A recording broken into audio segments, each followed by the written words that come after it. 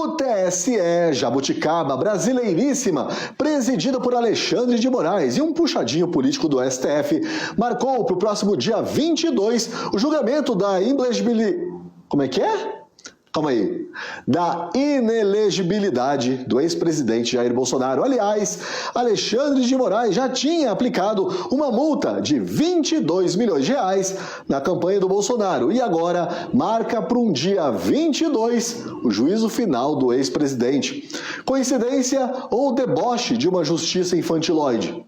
Enquanto você tenta responder aí, eu digo aqui que a inelegibilidade é uma palavra difícil, mas com um significado bem simples. Bolsonaro não poderá sair candidato a nada, nem a vereador.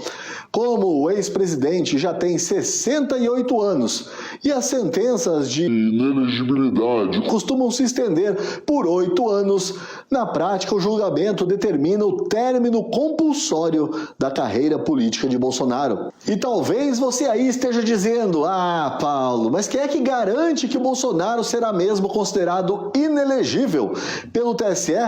Meu amigo, a gente está falando de um tribunal que já fez das tripas coração para garantir a eleição do Lula e que já deixou bem claro o desprezo que sente não só por Bolsonaro, mas também por tudo que ele representa e não representa. Então por que é que agora o TSE agiria de outra forma, não é mesmo? Claro que nesse covil de incoerência em que se transformou o judiciário brasileiro, nada é garantido, mas aqui neste vídeo eu decidi correr o risco e dar o fato como certo. O TSE vai sim tornar Bolsonaro inelegível. Agora me pergunta por que é que o TSE vai tornar o Bolsonaro inelegível? Não é por joias sauditas, nem por mortes de emas, nem por compras de vacinas, nem porque Bolsonaro andou de moto sem capacete. É por causa disso. Deixo claro, quando se fala em ministro Fachin, ele foi o responsável por tornar Lula elegível. Esses são os primeiros segundos daquela reunião em que Bolsonaro convocou embaixadores de 40 países para reclamar do TSE e do STF e principalmente das torradeiras. A ação no TSE é de autoria do PDT de Ciro Gomes, que acusa Bolsonaro de abuso de poder político e uso indevido dos meios de comunicação. Aí eu leio isso e fico pensando: abuso de poder político. O que é que significa isso? Poder político tá aí e a pessoa faz uso dele, ué. Quem pode dizer objetivamente que alguém abusou do poder político? Ninguém pode. E no mais, qual o dano concreto causado por essa reunião aí? Nenhum. Mas a gente não pode esquecer que vivemos na era das aparências. Hoje em dia, mais importante do que ser justo é parecer justo.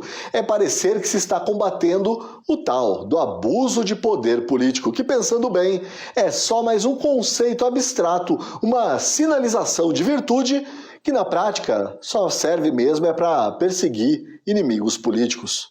Muito mais preocupante do que a provável inelegibilidade... Caramba, que palavrinha difícil. Vamos lá, da inelegibilidade, isso.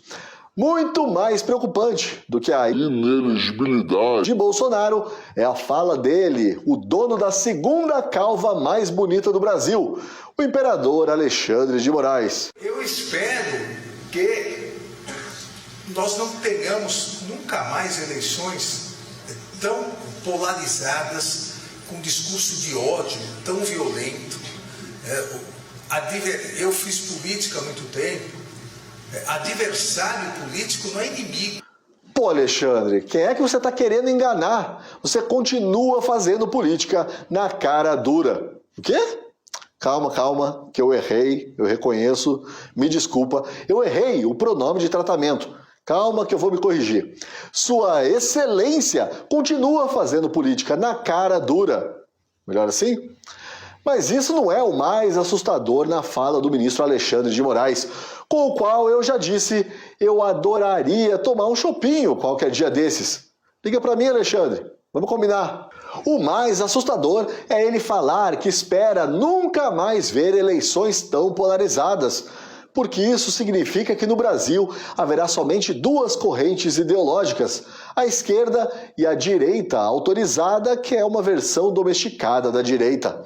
Na prática, isso significa que o ministro e presidente do TSE anseia por uma democracia de partido único, ou melhor, uma democracia trans que se sente pluripartidária, mas não é. E no final desse vídeo aí, Alexandre de Moraes diz que o adversário político não é inimigo. Concordo totalmente. Afinal, adversário a gente enfrenta e combate, tudo no campo das ideias. Já inimigos, a gente censura e prende.